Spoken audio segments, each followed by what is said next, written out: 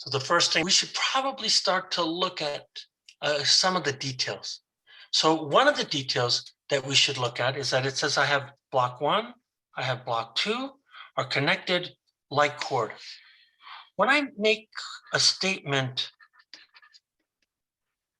like cord, what does that even mean? I know a lot of you might be saying, oh, it's massless. That's what it means. Let me tell you, when was the last time you were at the store that you could purchase a massless cord? Of course you can't. So the question is, when we say a like cord, what we really mean here is that if I take the mass of the block and I compare it to the mass of the cord, if the mass of the block is much, much, much larger than the mass of the cord, then what we do here is that we then say the cord is massless. That's what we mean by that. And what you're seeing here is that you're given two coefficients of friction. Okay. And so, of course, we have static and kinetic friction, as we're saying. We have our angle, which is given. So the question is, what is the acceleration of block 1 if it's initially at rest? Okay, so the question that we're really asking here is that if I look at A here, we're asking, what is the acceleration if starting from rest? So the first thing that you got to do here is that you have to do what? You have to make some assumption.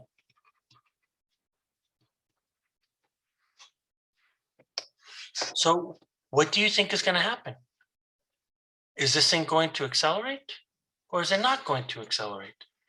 And the question is, if it accelerates, the very first thing that you have to look at, you have to go in and you have to look at the net force on the system.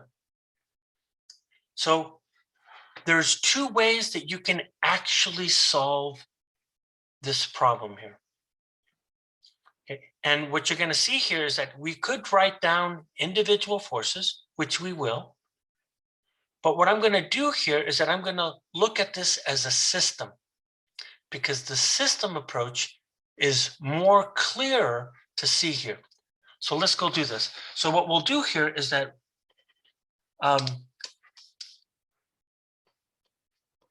let's look at this from the standard viewpoint. And what I mean by the standard viewpoint is that you have two blocks. So that implies then 2 blocks means 2 sets of N2L equations here. So let's go draw that. So the first thing that I'm going to do here is that clearly I have an incline. And on this incline, what you're seeing here is that we know that this is 40 degrees right here. And so what am I going to do? Well, the very first thing that I'm going to do is that I'm going to replace these guys with dots. And note, these guys are in the, that one on the right looks like it's in the air. It's not. There's a cord there. But what we're doing here is that we're drawing free body diagrams. So let's go do that. Let's do the standard process here. So the first thing I'm going to do is that I'm going to make an assumption. My assumption could be wrong, but I'm going to make the assumption. My assumption is that motion is going like this. So that means that block 1 is going up the incline and block 2 is going down vertically. So now here I go. So I'm going to draw my MG. So then we immediately know that we're always going to pick an incline in such a way that I have a normal that's perpendicular to the surface. And you could see that the tension is going to the right because it's pulling the cord up. I mean, the cord is pulling up the thing here. So we know that that's the tension here. And because it's a massless rope, and because the pulley is massless, the pulley only changes the direction. So the tension on block 2 is also going to be in the opposite direction like this, pulling it up. So then what do I know here? Well, I know that I can break these guys up to get mgy. I can get here mgx. And because we have coefficient of frictions, I'm going to assume that guy right there. Now note, I had to put static friction because I think it's going to accelerate in the direction of the velocity. Maybe I should have put an acceleration here so that you know that that's my assumption here. And remember, the only reason why I do that is it tells me what's plus, what's minus.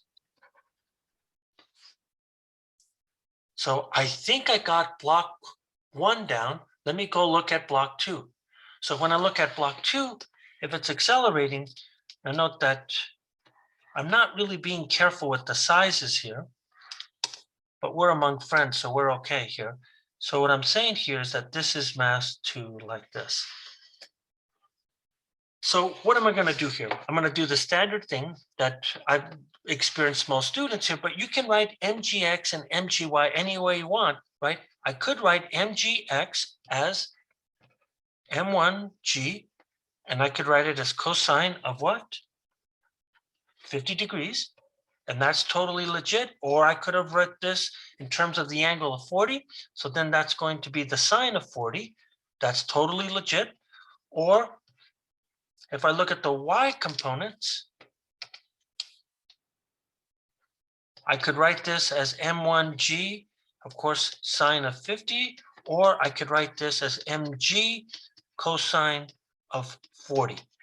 Both work equally well. So this is the standard way that people actually do it. So I have 2 free body diagrams, and therefore I can write down 2 equations. However, I want to take the system approach, which is an extremely powerful way of solving Newton's second law problems. So the system approach is a way to determine something about the 2-block system. And the 2-block system, the thing that really stands out is the acceleration. Both blocks must move with the same acceleration. So the key point in really using the system approach compared to the standard viewpoint that we've been taking on Newton's second law is to do the following thing here. Is what you do here is that you have to remember what? That the massless pulley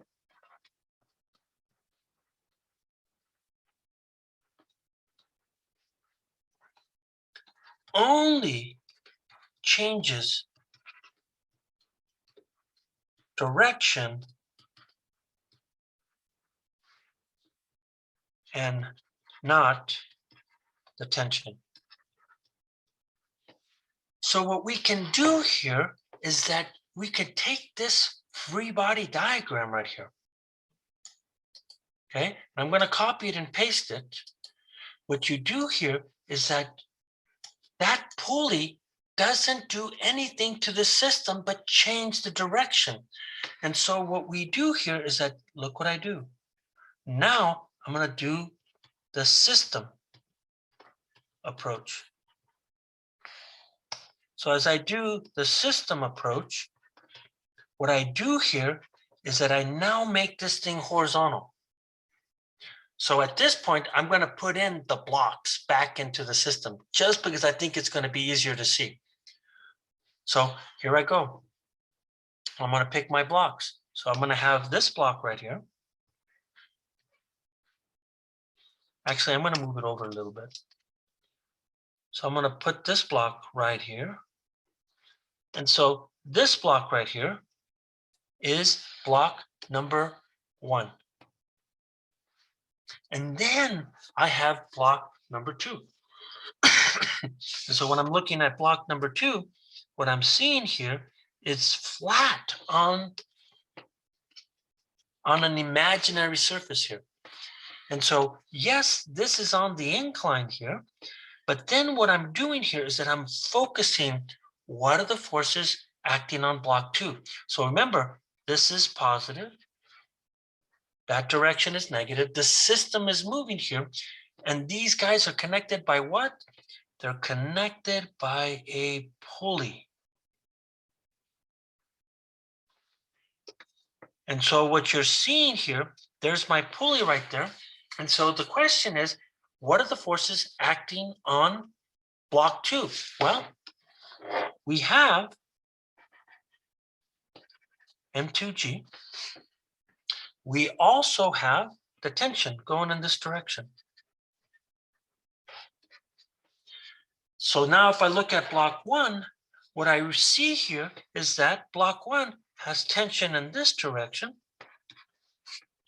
And of course, I have my normal and I have my MG1Y,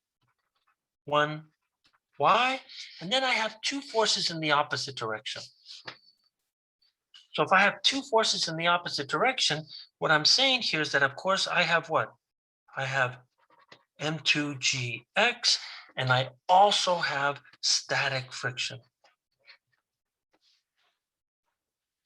And so what that does here is that I now have a system here, and this is my system. My system is these 2 blocks right in here. And so when I'm thinking about forces here, they're telling me that this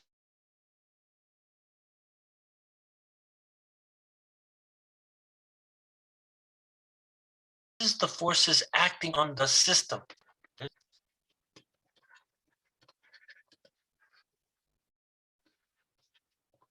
Which way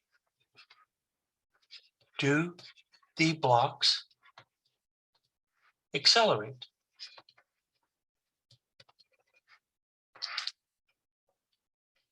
Right? Which way do they accelerate? And the very first question that we do here is that we say that it's determined by F net. So here we go. So let's apply N2L to the system. So here I go. So check this out. Look how I'm summing my forces. It's on what? The system. Do I care about the Y? I will in a minute.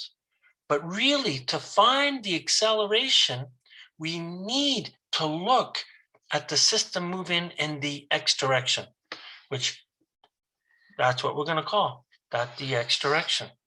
And of course, that's the Y direction. So here I go. So check it out. So I'm going to start with block 2. So when I look at block 2, what you're seeing here is that there's what? Positive M2G minus tension. And then I get to block, right? And then I get to block 1, and you can see here that here I get positive tension. And then I have 2 forces in the opposite direction. So I'm going to get minus static friction. But how do I write static friction? I go mu s times the normal minus M2GX. And this guy here is for what? block 1. But this is a system. It's not one block being accelerated. It should be 2 blocks being accelerated. Okay? Now, question. If A is 0, then we know it's at rest. If A is not 0, then it accelerates.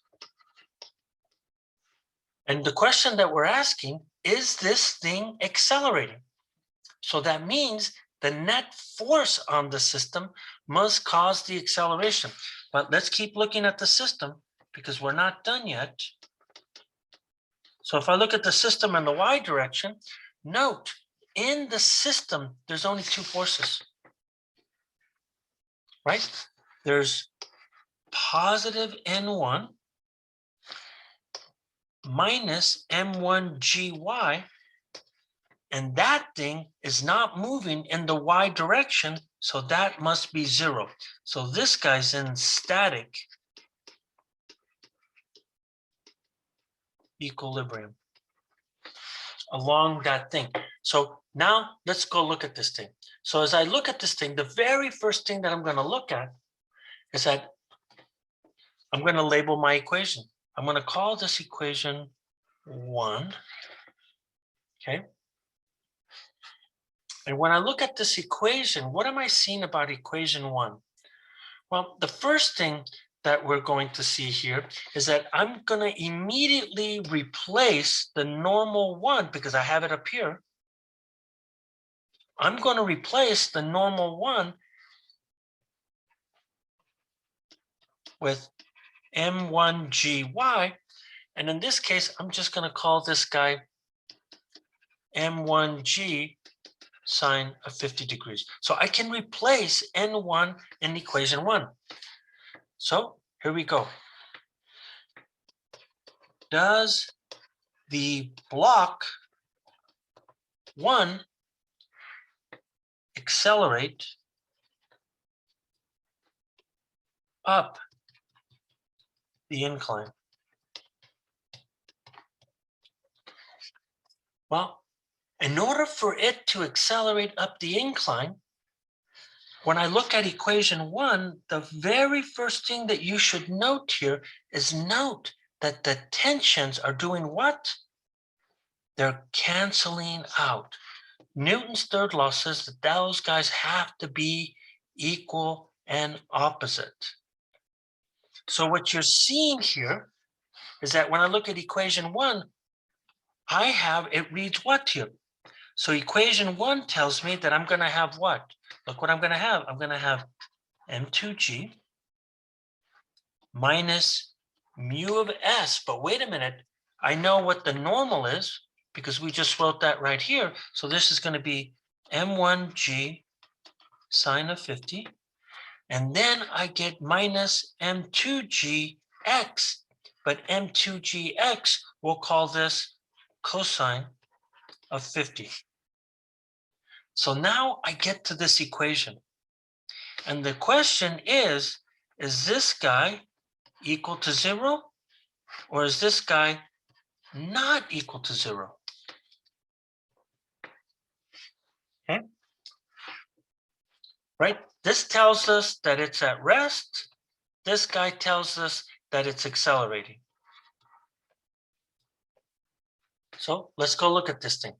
So if it accelerates, right? So if it accelerates,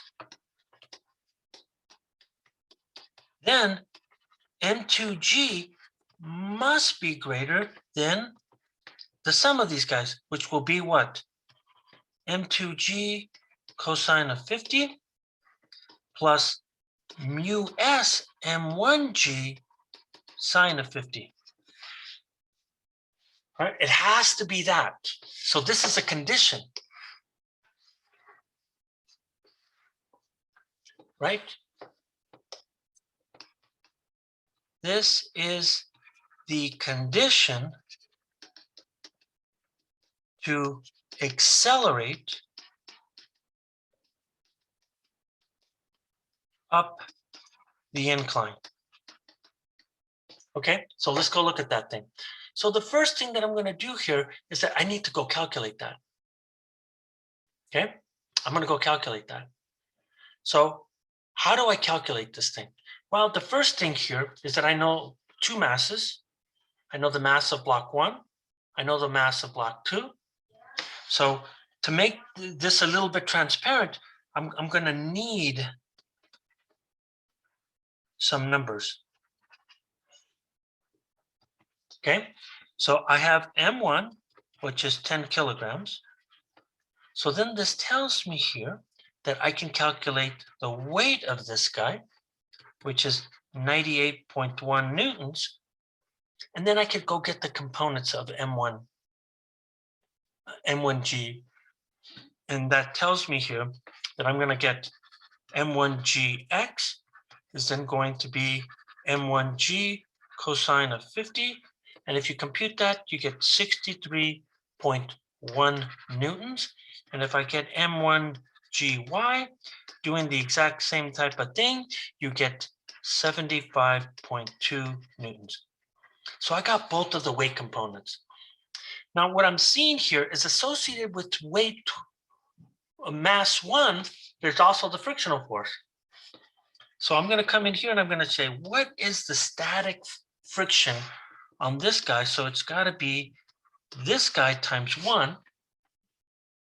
And well, and when I calculate this, it's got to be mu of s, m1g, and it's going to be the sine of 50 here. Now, the one thing that we don't know at the moment here is that the static friction, which I forgot, was what? 0.56. So I'm going to come over here, and this is going to be 0.56. So I know what M1G sine of 50 is. That's 75.2. And I know the coefficient of friction. So this immediately tells me that the frictional force is going to be 42.1 newtons. So I know the weight components. I know the frictional force. The last thing I need here is M2. So when I look at M2, what I'm seeing here is that M2 is 3.3 kilograms. So then this tells me here that I know the weight of this guy. And if I compute this number, I get 33 newtons. So I got a big portion of the numbers now. So let's go do this now. So my job here, so our job is to determine the condition of acceleration. And our condition was this guy right here, right? This was our condition right here. So what I want to do here is that I'm going to bring this guy down here, and this is our condition right here. So the question is this true? Because we don't know if it's accelerating up the incline. So what I want to do here is that I want to put in my numbers. So look at that. I have M2G. So this is what? 33 newtons. And then my second term here is 63.1 plus 42.1. And you can see here that this is 105 newtons. And this is 33. So there's no way 33 is not bigger than 105. So when we're looking at this, there's this big question mark. Is this true? The answer is no way does this accelerate up the incline. So it's got to be accelerating down the incline, right? That would be the case here. So you know what? To distinguish this, I should probably distinguish the case for, maybe I can write it here, and I should have been a little bit more clever because I really gotta break this down. So let's say here, so case number 1 it accelerates up the incline. And what we found here is that it does not. So maybe we can call this case number 2. So this guy must then accelerate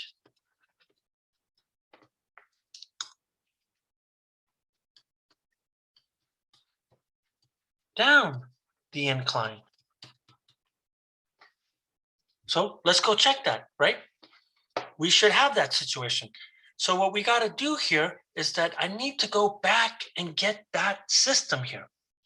So I'm going to come back over here and I'm going to go get the free body diagram from before. So we need the free body diagram of the system again. So let's go get that. So I'm going to come up here. And here's my picture. I'm going to bring my picture down with me. I'm going to paste this guy in right here. And what I'm seeing here is that we know that it's not going to the right. So look what I'm going to do. I'm going to change my direction. But wait a minute. If this thing is going in this direction and it's going to accelerate in that direction, look what happens to the frictional force. The frictional force has to change. So look what I'm doing. I'm going to erase the frictional force. And now the frictional force is what? In this direction. Like that, because it's going against the direction of the velocity here. So that now becomes my positive. Why? Because that's the direction of the velocity. And that now becomes the negative. Let's go write this guy out. So if I go write this guy out, here I go. The sum of the system to accelerate down looks like this. So it's got to be what? It's got to be m2gx. Oh, let me do the color thing. So I now have positive m2gx. And then I have 2 negative forces. I have the frictional force, but how am I going to write that? Look how I'm going to write it. Mu of s times n1. N1 will not, n1 will not change. The frictional force will not change. So this guy, I would then write in m1g sine of 50. And then I get tension negative. And that tells me everything about what? Block 1. Look at what I did with the green here. I put 2, it should have been 1. So let me go in and clean that up. My mess here. This is block 1, not block 2. Right? This is block 1, not 2. So I got to clean my mess up here. So this is going to be M1, M1, block 1. Everything's about block 1. And then I have block 2. So when I look at block 2, you could see that's positive tension. And now M2G is in the opposite direction. So I'm seeing block 2. So again, we're asking the question, is this thing equal to 0? Or is this thing not equal to 0? Is it acceleration? So what's the condition, right? What's the condition to accelerate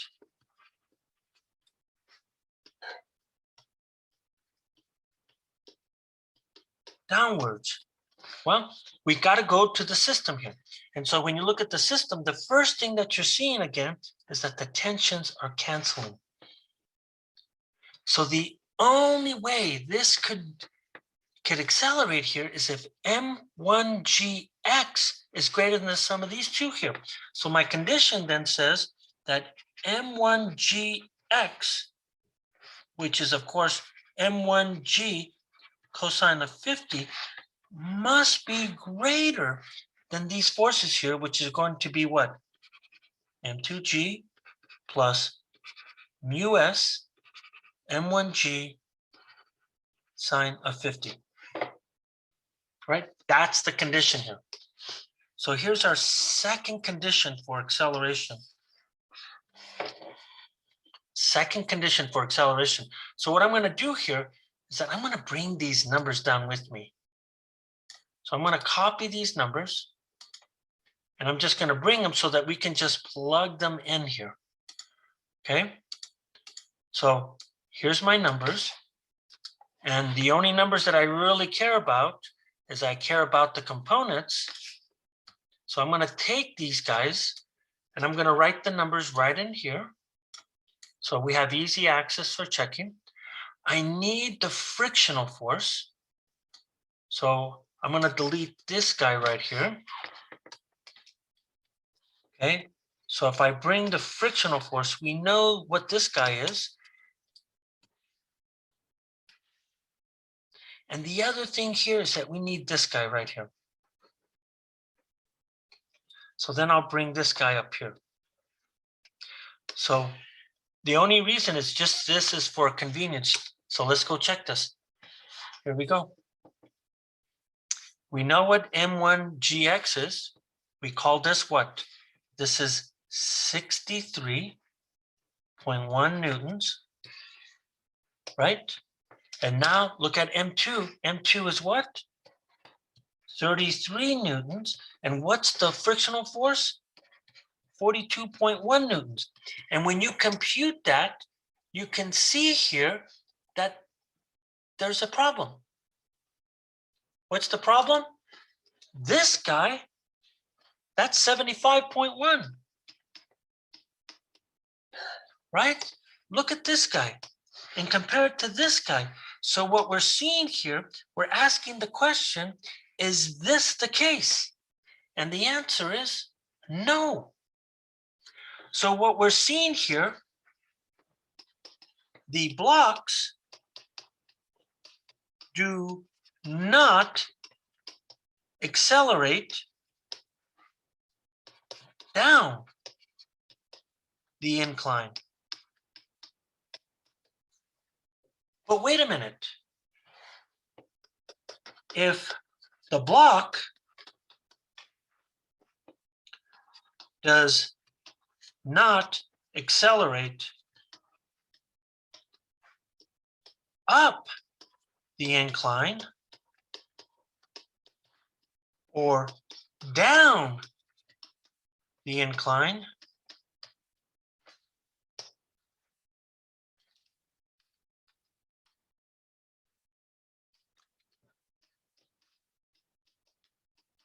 the only conclusion is it stays at rest. So the block does not move. It's stationary. So that's what we have to conclude from those two conditions here. So now what I want to go do here is that I want to go in and I want to get that, go to the next piece of the question here. So here I go. So that's how you have to check. So I'm looking at the net force. Is the net force 0 or is it not 0? So now where we're at here, we just did A. We're now looking at B here. So what does B tell us here? What it says here, it's what is the acceleration of the block if it already has some motion? So in other words, the block is moving. So when I read B here, what it's telling us is that the block is moving, but if the block is moving, that means mu of S. No, I gotta go change this. What it says here is that mu of S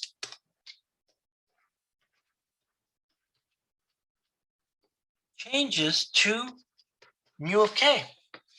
So we know that it changed. And what this tells us here is that the most logical reason is that somebody gave an initial kick to one of the blocks. Something started it. So let's go look at this thing. So if somebody starts it, let's say that somebody, I'm going to make a guess here.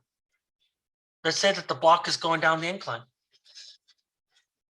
Okay, just it's an assumption. We could go the other way too, but I'm going to say here, so let's make a guess that block 1 moves down the incline. So the question is, if it's moving down the incline, does it speed up or slow down? And the only way we can answer that question is we got to go back to the free body diagram, right? We got to go back to the free body diagram. And what I'm going to do here is that we've already done this. So I'm going to make a copy of this and bring it down, right? We've already done this. So let me paste this in here. Is that the main difference here is what are we doing here? It's this. What are we doing? We're switching mu of s to mu of k. So I can come in here and I can actually take the s out here. I can take the s out right there and replace everything by what? Kinetic friction. But kinetic friction is smaller. Where now mu of k is 0.25. So let's go do this. So we already wrote down the system equation. Let's write it again. So the N2L system equation is what? So just by looking at this thing, we could say here that the net force of the system in the x direction has got to be what? It's got to be m1gx, which I'll write cosine of 50. And then I got the frictional term, so it should be minus mu of k, m1g sine of 50, minus m2g, and we expect that there's now acceleration. Why do we expect acceleration? Because the frictional force has decreased. So now I'm going to go solve for the acceleration. And the assumption is that this thing is speeding up down the incline. So what do? We're now going to solve for A of the system. So if I do that, you could see here that I'm just going to divide the mass over this huge quantity. So what you're going to see here is that I'm going to get what? I'm going to get m1g cosine of 50 minus mu of k m1g sine of 50 minus m2g divided by the quantity m1 plus m2. We have these numbers, okay? We have these numbers, so all I'm going to do is that I'm just going to give you the number here. So this number is 63.1. When you plug in the different coefficient of friction, the other one, the static friction, was equal to what? 42.1 newtons. What you find here is that this gets reduced to 32.4. So in this case here, you're seeing that this guy goes like this.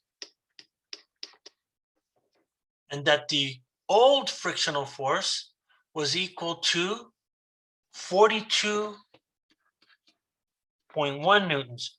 So you could see that I'm switching the frictional force here. And then if I come in and if I put my values in here, what do I see? That then I get, what's the mass of 2 mg? It's 33.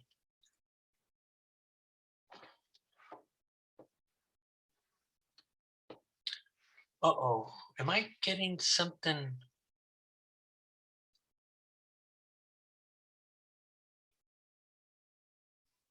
That's 65. Is that number right?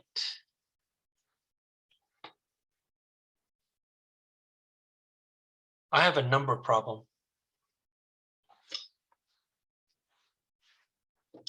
I have a number problem. I need a calculator. I need to calculate M2G. M2G should be 3.3 times 9.81. That should not be 33. It should be a little bit smaller, but it should be in that ballpark. So let me check my numbers here real quick, because something is not right with my numbers. So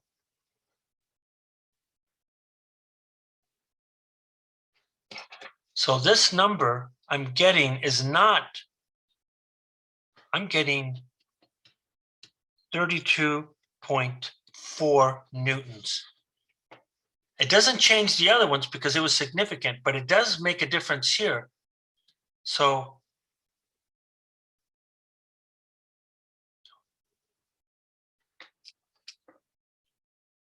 then my frictional force has to be off. So then this guy has to be what? Mu of k times my normal one. My normal one here is 75.2. So this is going to be 75.2.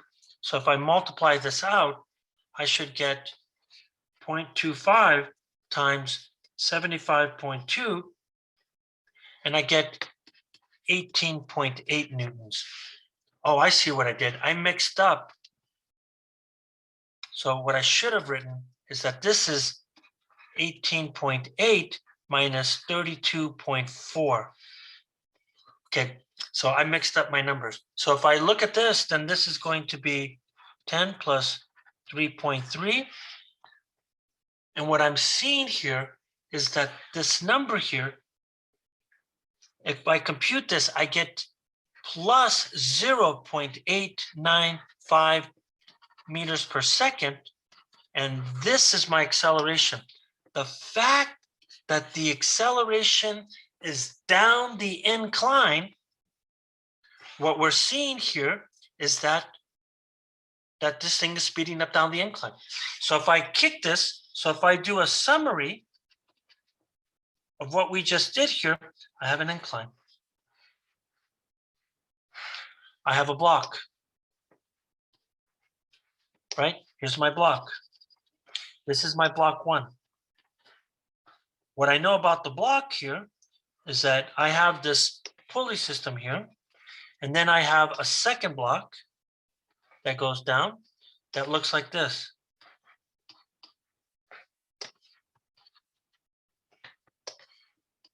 The fact that the acceleration of the system is down, if I'm moving in this direction, then we say that block one accelerates down the incline, and block two goes up. It accelerates up. But I could draw this thing once again in a different way here. So if I come in here and I highlight this guy, what if this thing was moving in the opposite direction? What would I see here? Let's say that somebody gave the initial kick of block one to do what? it moved this way, so that this guy is moving that way. What you're seeing here is that now block 1 is accelerating, but downwards. So then we say that block 1, in this case, decelerates, and block, decelerates going up,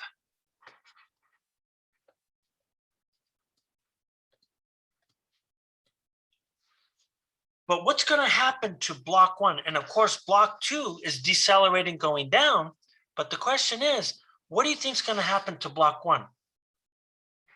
If it decelerates, what this tells us here is that eventually it will stop. Will this block reaccelerate and go down the incline?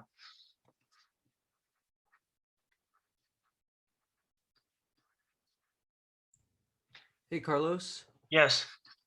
wouldn't block 2 be accelerating as block 1 decelerates up the incline? No, because they're connected because of the tension. And one way to think about this is think about this as a line. So if this guy decelerates, block 1, then block 2 has to decelerate going to the right or going down.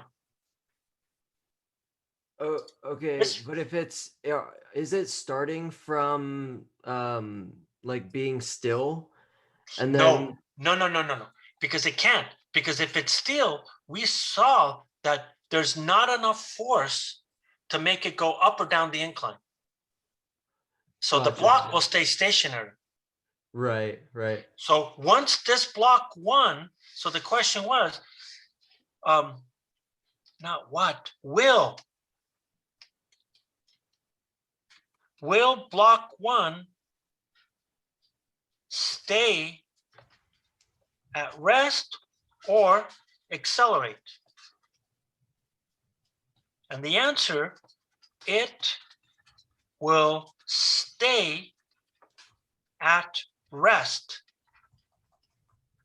It will stay at rest, because that's the first part of the question that we asked. It will stay at rest.